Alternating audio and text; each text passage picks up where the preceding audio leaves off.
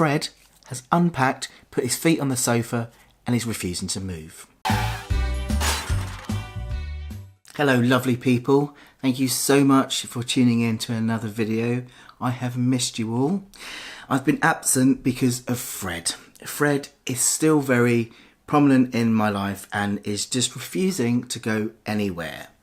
So today I thought I would press record, make myself a coffee and we could talk about Fred, who he is, what he's doing and how that's affecting things going forward. So if you follow me on my social media, you'll have seen me talk about Fred. You might have also read my recent blog about this as well. And Fred is basically my pet name for my fatigue. I'm suffering with extreme fatigue. This is beyond exhaustion fatigue. It's awful, along with some other symptoms as well. And it's bringing up a lot of frustration, a lot of shame in having to keep saying sorry for not being able to do this, that, the other, and forgetting things. And it's just easier if I name him Fred. It just makes it easier somehow. I don't understand how, but it's just making it a bit easier. I can blame things on Fred. I can have a go at Fred. You know, it just makes it a little bit easier for me. So today I just want to explain a bit about what's going on and how I'm dealing with it, really. Basically, I'm dealing with it with being in the very first stages of acceptance, because that's where we are, aren't we? That's what we have to do in order to solve something. We have to first admit it's a problem. And I think, although in some ways I've known that this fatigue was a problem, I don't think I've really taken on board the severity of it and what I now need to do differently to deal with it. Somebody, when I was sharing about this on Insta, I think it was on Insta, very wisely said about how I need to treat Fred in the same way as I treated my early recovery. And you're so right, I really do. Because I have been fatigued now for, it's been 3 years on and off going through these fatigue cycles. And I've always said I've been working on my acceptance of this and my acceptance of me being tired. But that's been meaning that I'm still doing all of my work and life things whilst accepting being tired. But that's not really what acceptance is it, Finn? No, it isn't. Acceptance in this case means my body's really tired, my body's really struggling, so I need to stop. That's what it means. And luckily, having this realisation meant I did stop 2 weeks ago, and I've pretty much cancelled everything I'm doing, which is really tough. To give a bit of a background on this, I mean, I'm no stranger to tiredness. As you know, you've followed me throughout my whole journey. You know that with mental health challenges, with anxiety, we do feel tired. It's tough managing these things. And over the last 11 years in my recovery and managing my mental health well, in living my life with my anxiety despite my anxiety, pushing through anxiety causes a bit of a crash because it is hard work. And I've been used to dealing with that. But this fatigue is very different to that kind of fatigue. And this fatigue started, if you remember rightly, back in the end of 2017,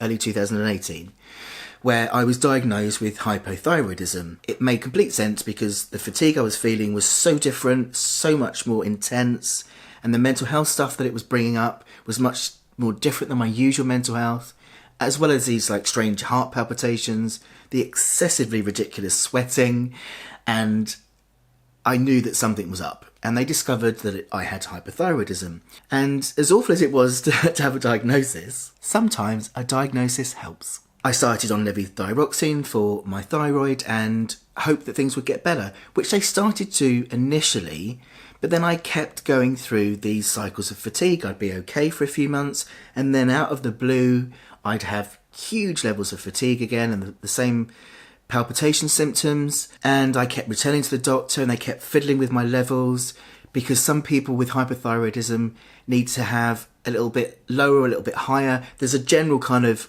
accepted normal range, but sometimes people are outside that range and that's okay. So my doctor tried everything, different levels, and I kept getting these symptoms. I then was referred to an endocrinologist just to see if there was anything underlying my thyroid which might explain this. And there was nothing. And I've been really of the mind of thinking, well, maybe it's because I've got hypothyroidism and mental health challenges, that these two interact in a way that means I'll always have these flare-ups. But now I'm not so sure this is the case. The most recent awful flare-up has been in result of moving. And I knew this would happen because I've been used to this fatigue cycle happening. That I do something, I get hugely fatigued, it knocks me out for a week, then I'm okay again for a few months. So I knew that moving would have an impact and I prepared for it. You know, I made sure that I wasn't doing much when I moved here. I had a few talks, but then there was a space of time where I could just chill out. But regardless of that, the weeks have gone on and the fatigue has not left. I've had periods of time where Fred has been less severe, but it hasn't returned to a non-fatigue level. And I've been moved now for 10, 11 weeks, and still it's persisting. Fred has unpacked, put his feet on the sofa, and he's refusing to move. With all the investigations I've had, I mean, they really have checked everything in my blood. It's not B12, it's not vitamin D, it's nothing, there is nothing under my thyroid.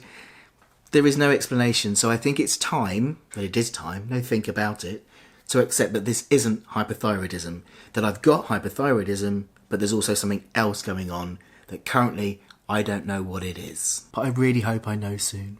Now, lots of you have suggested that this sounds a lot like ME/CFS. And in emailing back and forward with my doctor about this, my new doctor here in Plymouth, it's also one of the things he suggested as well that it could be. And at the moment, I'm grateful for everyone suggesting it, but I'm not willing to go there yet. I want everything else investigated and ruled out first, because it's a scary diagnosis to even think about. But what I am grateful for is for people pointing out the idea of pacing, because what is very similar with my fatigue, with ideas around ME/CFS, is how I can do something and be fine, and then a day or so later I'm hit with fatigue. Like going camping with Chris, where we did do a bit of walking, but not a huge amount, and there was lots of lying around in deck chairs and having a nice time, but yet I got home, and then 24 hours later I was hit with fatigue so bad it put me in bed for a week. So it's clear that pacing will apply to this level of fatigue I've got, regardless of whether I've got ME/CFS or not. It'll work. So this is what I'm now currently doing and have been doing for a couple of weeks, which is why you're seeing very little of me. So I want to explain going forward what I'm doing at the moment whilst I wait for more tests. I've got an appointment with my doctor on the 1st of October, which is just like a week away now, where we're going to start looking more into detail in this.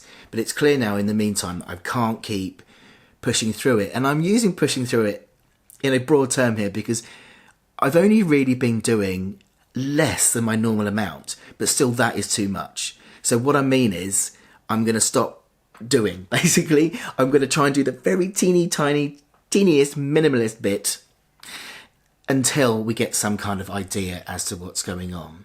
So I'm in the process of working out my base level, basically. So I work out how much I can do and then do just half of that. But it's hard working this out when I'm already fatigued. So I'm basically just eliminating one activity after another until I can find out what is my base level I can manage. The first thing I've got rid of at the moment is coaching, because I don't feel able to do it. My brain's too fuzzy. It takes a lot of emotional investment, and I want to make sure I'm also looking after people. I might still be doing my mentoring because that's a little different. It's not as labour intensive, but I don't know at the moment. I put it on hold for a few weeks whilst I work it out. I am still wanting to do videos. I'm still wanting to do my writing projects. I've got a writing project at the moment going on that I still haven't told you about, but that's very important to me. So at the moment, this is what I'm sticking with. I want to keep making videos and I want to keep writing. And I'd like to keep doing public speaking because it's one of my biggest incomes. So this is something I'm concerned about, you see. My business is just starting to bring in more money, and now I'm going to have to stop doing a lot of it, which is just like really tough. Public speaking is something I really love doing, but I do it about once a month. So possibly, as long as I do rest before and afterwards, it might be something I can continue doing. This is an experiment. So I don't know, but I think with videos at the moment, I'm just going to have to do what I can manage. It might not be every Tuesday. It might be sporadic, but I still want to keep making videos because it helps me to connect with you lot. It's always been more for me than just making videos. But at the moment, it's probably not going to be my normal content. It's going to be waffles like this for 10 odd minutes with me drinking coffee and not making much sense. rather than some of my other stuff. So you might have some different videos from me from the time being, but at least you still get to see me. I'm still as active on social media as I can be, so do follow me on there as well. But all my content is just going to be all over the place for the time being, whilst I work out what I can manage. And my writing project, that's going ahead, because at least then I can do that in my own time. At the moment I'm doing things like experimenting with lying down and working, because that's more manageable. Sitting up at my desk is hard work, but I found that if I lie with myself completely supported in bed, I can do some writing work as long as I do it in short spurts, you know. So that's what I'm going to keep doing. So you might just see I'm all over the place with what I upload, but I'm just doing the best I can. It may well be that I have to stop everything for a period, and that's something I'm going to discuss with my doctor. Me and Chris were talking about this last night. It might be that, you know, even doing this base level of what I think isn't much is still too much for whatever's going on for me. If the doctor says take a complete month off to reset, then I'm going to try it. As scary as that is, to just drop all work and all of my enjoying stuff like this, you know, I'm just willing to do whatever I can now, really, because I can't carry on like this. It's just ridiculous. But I'm going to keep you informed as much as I can. So do remember to follow me on social media, and I'll keep you informed. I'm losing my train of thought now. This is what happens. My brain just starts to go to complete mush. But I just want to say thank you, because so many of you have just sent me so many lovely messages of support that it doesn't matter if I'm missing, that you still love me, which is really nice. Lots of you have sent some really great ideas as well. And if I do just reply with a smiley face, it's just because that's all I can manage. But I'm so grateful. Don't ever stop, because all of your ideas are really helping me to get my head around whatever it is going on right now, and find ways to at least cope with how it feels in the meantime. And Chris is being amazing, and yeah, that's just hard, isn't it? We're actually going camping this weekend, because you saw yesterday on Insta, we went tent shopping to upgrade our tent, and we want to try it out. And this is where this is really difficult to manage, because if I don't do the enjoyable stuff in order to preserve my energy, I'm just miserable. Do you know what I mean? So we're going to go camping, but just literally just put the tent up and then just chill in a deck chair for 2 days. It's probably still going to wipe me out, but I still need to do that, you know. I still need to go off and have fun, you know. And by the way, the dog video, I loved all of your comments.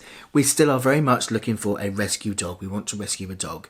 Yes, I know it will have an impact on this fatigue, but I also think it will help, because if I've got a reason to get out and go for a walk, if I've got a little companion at home, then it's going to make this feel less crappy, because at the moment it does feel crappy. It really does. It's better when I'm out, even if it's just for 5 minutes, because at least I'm outside and crappy rather than inside and crappy. So, yeah, waffle. But yes, I will keep you informed, folks, so find me elsewhere, won't you? And I will do my best to keep a video coming once a week. But I don't know what day it'll be on, or even if it will be every week. But I'm going to try my absolute best. But just wanted to know that I love you all, and as everything else in my life, you know, I will share this, because that's what I do. And I absolutely know that whatever this is will be resolved, and I'll find a way forward, because look how much of a challenge I've had in the past anyway. Every challenge has opened a new door, a new way of living, a new way of being, and it's all been okay. And this will be as well. Thanks for watching, folks. Take care of yourselves. Chat soon.